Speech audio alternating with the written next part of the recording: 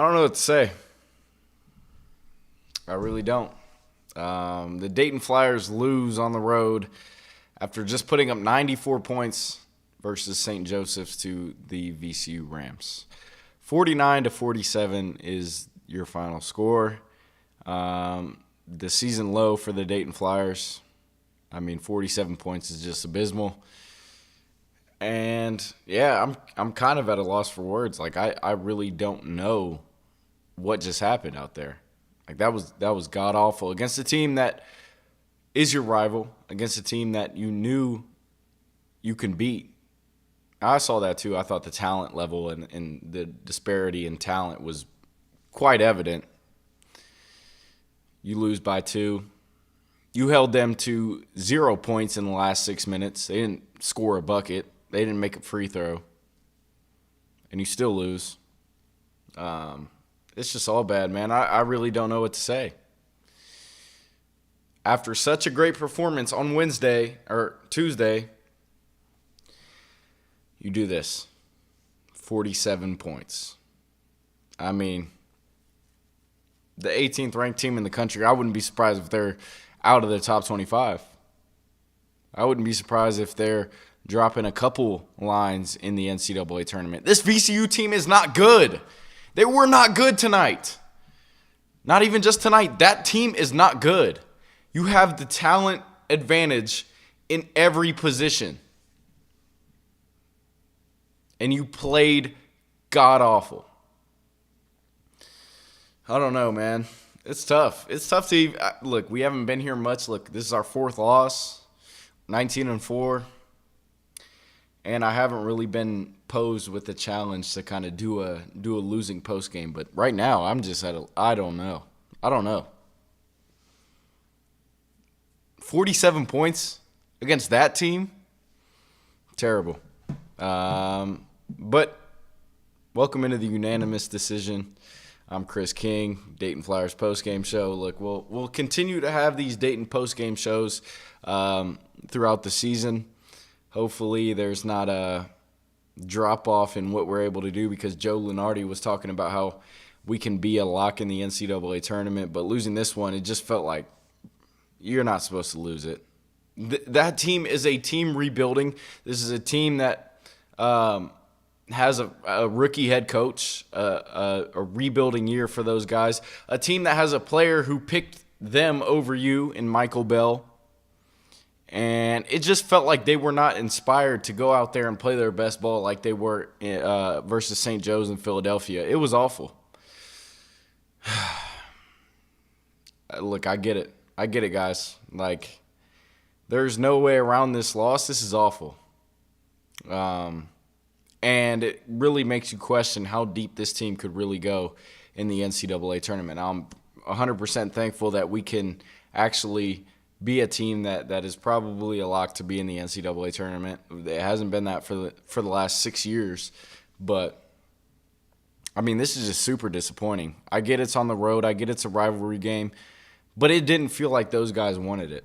And ultimately, you see a team who put up 49 points beat you. So it's awful, man. I just wish that they were able to pull that one out. They were fighting at the end. I thought a couple of calls went VCU's ways too, and it was just, you waited too long to do it. You waited too long to come back. It should have happened when it was 43-41 when Nate Santos was at the line for one free throw to cut it to 1 point game. So, just a huge missed opportunity. It'll probably be a quad. Man, they'll probably bump into the top 75, so it'll probably be a quad 1 loss. But that's telling, because you're 3-4 in quad 1 games, and all of those losses outside of maybe Houston were games that you could have won and you should have won. So, just super, super disheartening to suffer that loss after such a great performance. Like, my spirits were so high. I knew we had some momentum coming into this VCU game, and it just wasn't it, I guess. So, it's a product of a lot of missed free throws, too. It's a product of your best player not showing up in the scoring column of the game. It was just bad. It was bad. Tough time to be a Dayton Flyers fan. Obviously not that tough because we're going to make the tournament. It'll be fun. But you just don't know what this team's ceiling is at this point because they're inconsistent. And I have that kind of on the sidebar so we can talk about the inconsistencies of this team. But it's just horrible. It's just a horrible loss. You don't know what's coming going forward. And, yeah, I mean – I guess we'll just get into the game recap. So you lose 49-47 against VCU on the road, and I want to talk about this. So Nate Santos was the leading scorer with 19 points for the Dayton Flyers, and the VCU Rams only got 11 from their leading scorer in Jason Nelson, who obviously, they got lucky with that. He has been god-awful this year. But Nate Santos had 19.6 rebounds. Deron Holmes, 12 points, 11 rebounds, but he went 5 of 13 from the free throw line, and that's a big part of why you lost this game. He had plenty of looks. It's not like they weren't going to him in the second half, but every time he got to that free throw line, it was 1 for 2, 0 for 2, 1 for 2, 1 for 2, 1 for. Missed the front end of a huge important 1-and-1 when they were down 4. So, an All-American player, but just didn't have it tonight from the free throw line. And a guy who shoots over 70% from the free throw line just didn't have it. And it's super frustrating when that is the case. And, yeah, there's not much to say about Deron Holmes' game. I mean, he played well defensively. I mean, everybody played well defensively. They only put up 49 points, but offensively they were god-awful. He missed the game winner, too. I thought he probably had another dribble in there to maybe at least try to get fouled or get to the line because whoever switched on that and – tried to take the charge, I think they would have been late, or he would have been able to slither through that. So, just tough game from Deron, and you just don't want to see that out of your superstar. Like, he's what makes this thing go. Barely had any touches in the first half, and then had almost too many touches in the second half. You were kind of stalling out your offense because you were sending him to the free throw line and he could barely make a damn free throw. Javon Bennett didn't provide anything scoring-wise. 1 of 6, threw up a couple of tough ones in transition and threw up a couple of tough layups, and he scores 2 points. Had 4 assists, but 2 steals. But that was about it. Enoch Cheeks, he had 6 points. Look, at the beginning of the second half, Enoch Cheeks was called for 2 BS fouls, and he had to sit for like 10 minutes. So he had 6 points. He was probably your third leading scorer? Okay, him and Kobe tied for third leading scorer. But it's just you're in a bad spot there when Enoch Cheeks picks up 2 fouls in the first 2 minutes of the second half. You're in a tough spot for sure. So he had 2 rebounds, no assists, 1 turnover. So just that's ultimately tough, losing your second guard. Like, you lost him for the last 10 minutes of the game, or for the first 10 minutes of the second half, and you guys had no answer. I mean, that was a guy who was actually scoring the ball well, and he shot 3 of 6.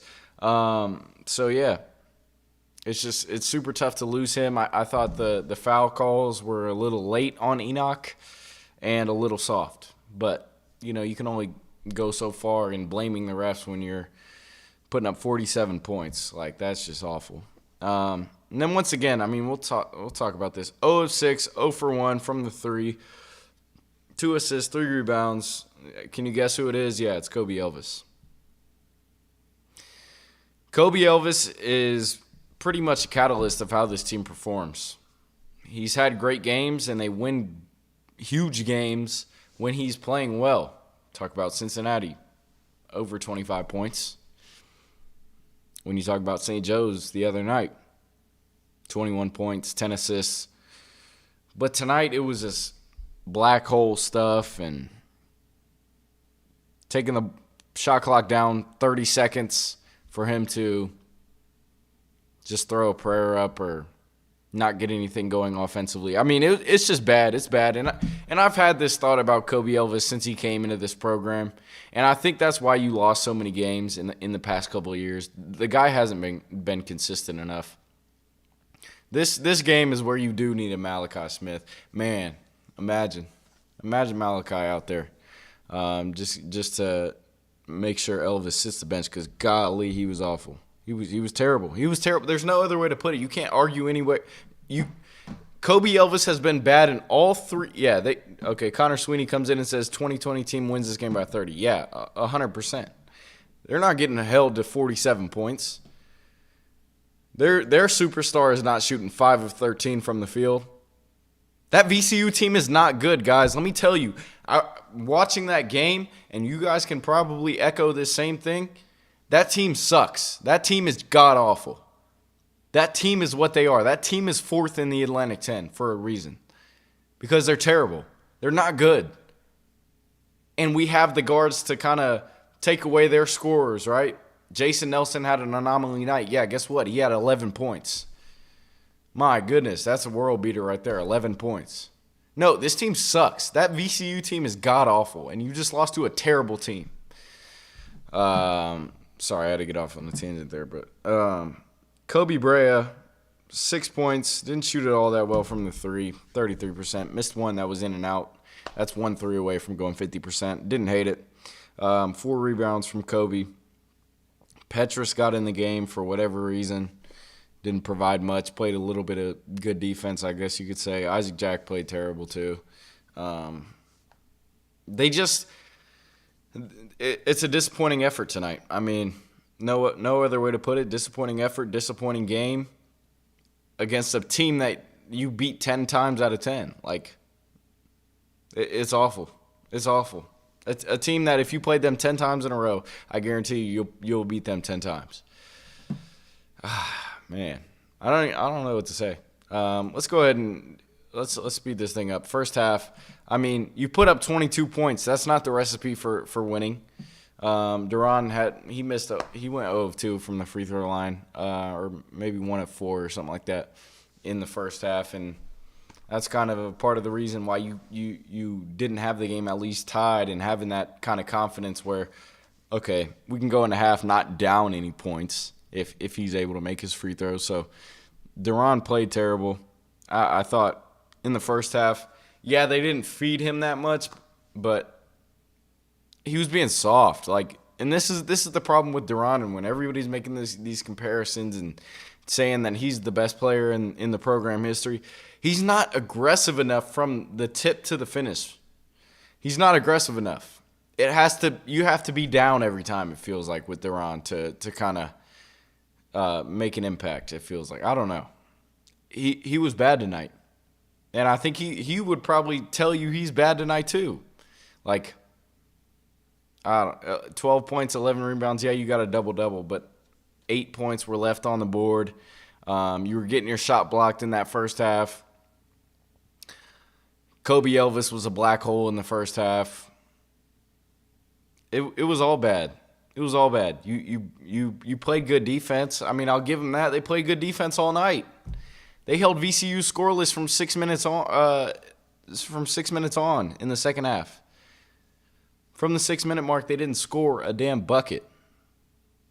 But when you can't score either, and you're getting called for offensive fouls, and it makes it tougher to win. That's why you have to take charge. If you're really the 18th ranked team in the country, then that shouldn't be a problem for you. This game should have been a 30-point blowout. This game should have been a 20-point blowout, bro. I mean, it's just super unfortunate. The first halves have definitely been a concern for this Dayton team. Down by 4 versus St. Joe's. Down at the half versus St. Louis. Down at the half versus St. Bonaventure.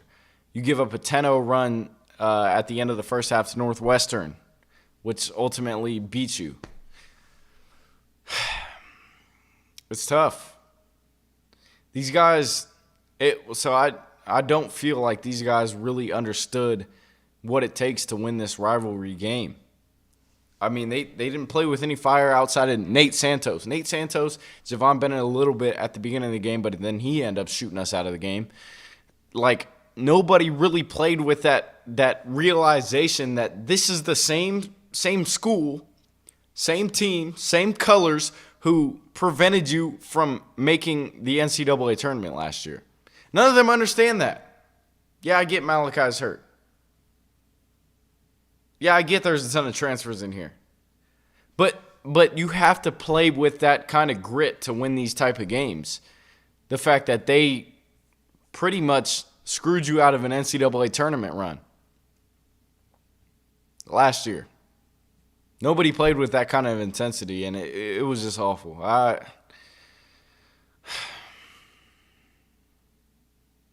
It's tough to even put into words how I'm feeling about this game because you put up 47 points.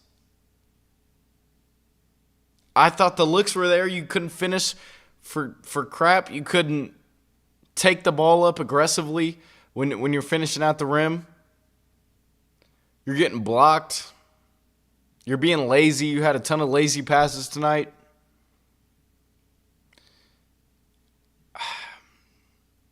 Like a ton of people said on Twitter, they said, yeah, this team will be in trouble in March if this is how they're going to play every first half. And I agree wholeheartedly. Like, I can't go into a Dayton game watching them and be like, all right, we're just gonna take off on these guys. The Richmond game was a little different because you went up 9-0, but that's because they couldn't score for anything too. So you don't want to make this who can score back and forth together. No, you play your good defense, right? You hold people to limited makes and limited attempts at that, and you just blow them out from the start. That's ideal for Dayton fans and the Dayton basketball program, which they can do. But it's going to catch up to you if you can't score the basketball either on these teams. And you have the personnel to do it. You have the guys that can do it. It's awful. I mean, I'm embarrassed tonight. Tonight I'm embarrassed. You want to know why? Because it's Friday 10. You're playing at 7 o'clock prime time, standalone game for about an hour until San Diego State or whoever it was, San Diego State and Nevada tipped off. So you're the only team on national television, and you know what everybody thinks of you? They're thinking you're overrated. They're thinking you haven't beat anybody. They're thinking because that's the eye test. That's the eye test of what you showed today. Just horrible. Horrible showing on national television. Embarrassed to be a Dayton fan right now. At least after that showing 47 points in a college basketball. I'm not even going to open Twitter after this. After I make this post-game show, I'm not opening Twitter. I'm not looking at what the national media has to say about this Dayton team who only put up 47 points against a mediocre VCU team. And I mean that wholeheartedly. I mean that. They're not good. Those guards cannot score on Enoch Cheeks. Those guards cannot score on Javon Bennett. Jason Nelson threw like 3 threes up at the end of shot clocks and they went in. But other than that, if that doesn't happen, you still win this game. Even if it does happen, you had the opportunities on offense to make sure this game didn't happen. And it did. Super disappointed in the personnel. I don't think AG necessarily did anything wrong tonight. Maybe you could have got the ball into Deron Holmes' hands earlier, but look, the guy couldn't make a damn free throw. So what are we supposed to do? And he's not taking the ball up strong. When he does, it's either blocked off the glass or he's fouled and going to the line for 2, and he's 1 of 2 or 0 for 2 or 0 for 1 at the front end of the 1-1. Just super disappointed tonight. I don't know what else there is to say. I mean, there's not much to analyze about this game. They put up 47 points. What can you say?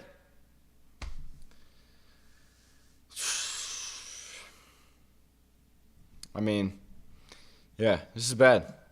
Let's go ahead and go to the inconsistency. And I think this has to do a lot with players' inconsistency, right? We've seen Kobe Elvis all the time during this season. Either he's good or he's not. Tonight he wasn't, you lose the game. Northwestern he wasn't, you lose the game. Houston, he wasn't. What'd you do? Lose the game. Richmond, what was he? 3 of 9. You lose that one. With such a short personnel, you go probably 7 deep, I'll say. Maybe 8 if you want to throw in Petrus there. For whatever reason, Anthony Grant did that. Especially because he sat out the basket. Okay, but anyway. You have such a short personnel where you cannot afford inconsistency in this lineup. And it was there tonight. It was there. If you can't make a damn shot at the rim, Kobe Elvis, if you can't take the open ones that you should shoot, if you can't facilitate, then why are you here? Why are you on this team? That's a question I have for Coach Anthony Grant and staff, to be honest. Because I would much rather have somebody who's starting, who's putting up 13, 14 points a game, than a guy who's at about 9 or 10 or 11 points a game, who has 3 bad nights or 3 subpar nights, and then when it's most important, he doesn't show up at all. That's what you get from Kobe Elvis. And it's not like we haven't seen that before, right? It's not like he didn't do that last year. He did it last year. He did it in his, I guess, freshman year because he's a COVID kid, but sophomore year. So I'm not just here to harp on Kobe Elvis, but that's a huge issue when you have a guy who you're basically putting the ball in his hands for 25, 27 seconds in the shot clock, and he can't score the basketball. Didn't get up great looks tonight, even though he had them. The shot selection is god-awful. It's a bad loss. It's a bad loss. HP and JT said poor Dayton. Yeah, definitely poor Dayton. Tough night, gang. Yeah, for sure. I mean, you only put up 47 points. It's always going to be a tough night. But yeah, I would say the inconsistency of just that alone causes a ton of losses throughout this season.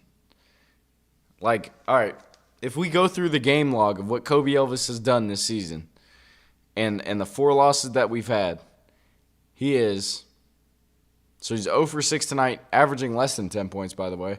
0 for 6 tonight in 30 minutes, by the way. He played 30 minutes. Just ridiculous. And honestly, if I'm Anthony Grant and you go to the NCAA tournament, I don't care how he plays. I'm telling him we're gonna get another guard. I'm that confident in the fact that we can find somebody else who can provide that consistency than Kobe Elvis. I'm sorry. Clip it. Hate me all you want for it. It just ain't it. 0 of 5 versus Northwestern. 0 of 6 versus Houston. That's no field goals made. That's 0. What are you getting out of Kobe Elvis in big games? You're not. You're not getting anything. I would say you go ahead and give him the Mongolian Mike or whatever treatment. You might as well. There's guards out there that will put the ball in the hoop. I don't know, man. I'll post that on Twitter too. I'll post that clip and ask you guys, what does he provide in big games? He's non-existent. I don't want to pull up the stats from last year's VCU loss in the Atlantic 10 championship, but I guarantee you he wasn't good. What are we going to do when you have a guard that just can't make a shot? What are you going to do when you're playing him 30 minutes? And, I gave him props last show because he played well, but we were going to win that game regardless. I mean, St. Joe's they're not it either. We should be undefeated in the Atlantic 10 if Kobe Elvis knew how to make a damn shot. So that's concerning. The free throw line is concerning from Deron Holmes, who was shooting it above 70%. But tonight it just looked like he didn't have it. 5 of 13. Come on now. 5 of 13 from the free throw line. That is ridiculous. That's going to, especially when you lose the game by 2 points. That's a big part of the loss in itself. Nate Santos finally started to show consistency, and then what? Nobody else brings it. So what does it matter? I mean, just super disappointed, man. Let's get into the second half. So the Dayton Flyers trailed at halftime by 3 points. It was 25-22, and you didn't really improve on your scoring in the second half because you only put up 24 or 25. Sorry. So I don't know about the adjustments. I don't know what they try to do. They try to get the ball to Deron Holmes a lot more, and he couldn't make a damn free throw. He couldn't take the ball up strong. So when you can't make free throws, when you can't even get your shot off for maybe an and one, then it doesn't matter. It's a tough loss for sure. Second half, I also thought, and I don't want to blame the rest for this abysmal performance of what Dayton did tonight, right? Like only putting up 47 points.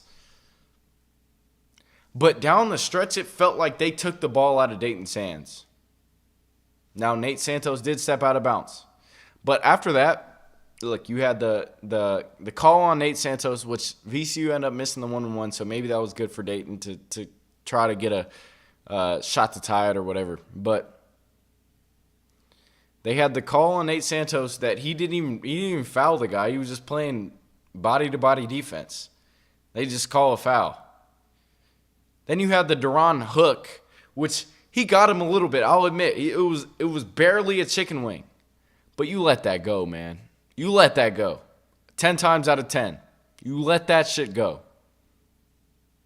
And you didn't tonight. You reversed the ball quicker, and VCU got a shot, missed it, but Dayton had a chance to tie it. And look, I didn't think the shot Deron took was bad, but like I said, you could probably get another dribble in there. I mean, it's just a horrible loss tonight. Second half, what else did I see?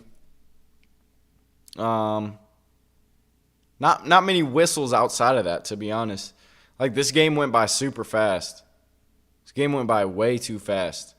And I think that was a result of the refs letting them play, yeah, but they kind of slowed us down at the end of the second half. I thought we could have rebounded the ball a lot better. They had some opportunities off of second chance buckets where they converted and we didn't.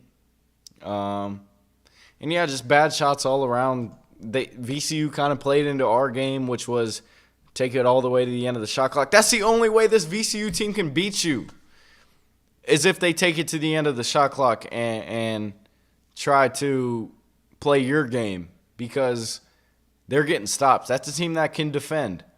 But ultimately, they played your game and they beat you at it, which is god-awful. A game that should have been won by 20-plus points, a game that should have been won by 10-plus points, whatever. VCU beat you at your own game. So there's a lot of self-reflecting that this staff, not only this staff, but the players have to do about whether they want to be a second weekend team in March. Because we're not seeing it. Yeah, it's tough. Let's go to the Twitter comments, man. So Drew Columbia Blue Flyer says they're a finesse team that gets out physicaled. The secret to beat them isn't a secret, manhandle them. Yeah, I agree. And like I just said, they tried to beat you at your own game. That's our game. That's what we try to do. And they didn't have it tonight. Just honestly, I didn't think that they were I don't even really think they were the more physical team. I just think we couldn't buy a damn basket. We played good defense. They didn't really even play good defense. We had open looks all night.